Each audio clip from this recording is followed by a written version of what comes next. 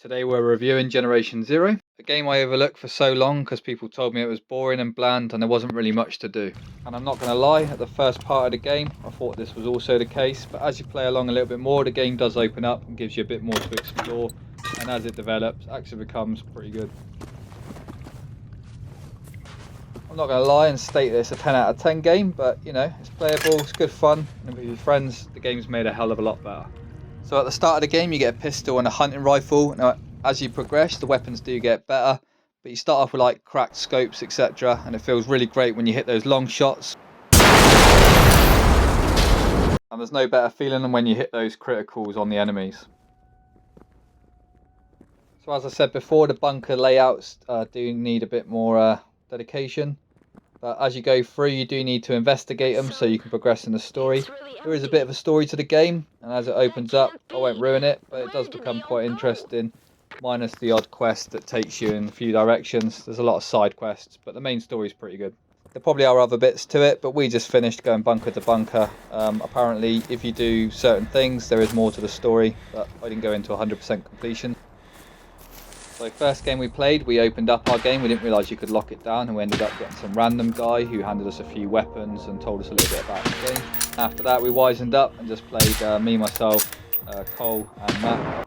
There's three of us playing it for a little while, and then Matt dropped off and then Cole seen it through to the end. That's another great selling point about this game, the multiplayer is great. I wouldn't imagine playing this through on your own. I imagine it'd be quite quiet and tedious, but as a group it's brilliant. However, you're never really alone in this game, because once you get to the second bunker, you'll open up a companion. This is a little robot buddy that you can deploy on the battlefield. You can have a shotgun, machine gun and rocket launcher, I believe. And then they also get armor.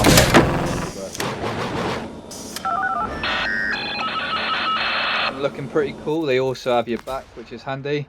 And when you get into a firefight with multiple enemies, they're actually pretty good distraction as well. That brings us on to one more thing. The enemy variation throughout the game is brilliant. So you start off fighting like little robot dogs, then you get two-legged sort of bipod ones.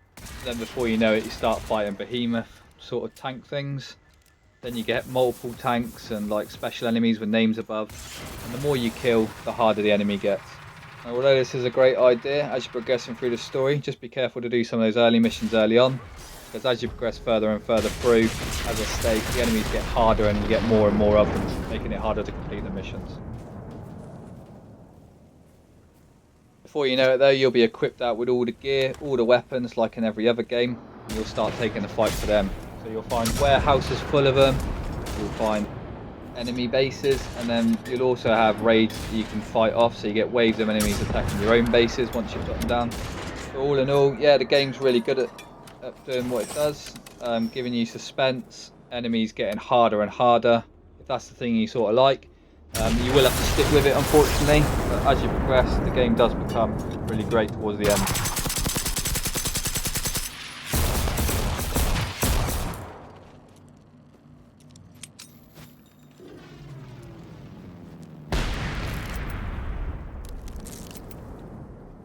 I wouldn't recommend this for your casual gamer because you're probably going to get bored after a few hours and drop off.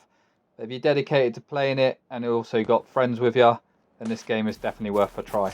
We had loads of fun at the start, messing around, doing all sorts. It did drop off towards the end and became more of a chore unfortunately. But early on, yeah, we were jumping off towers, blowing each other up, all sorts. Yeah, really good game. Couldn't recommend it as a single player, but as I say, multiplayer, good fun.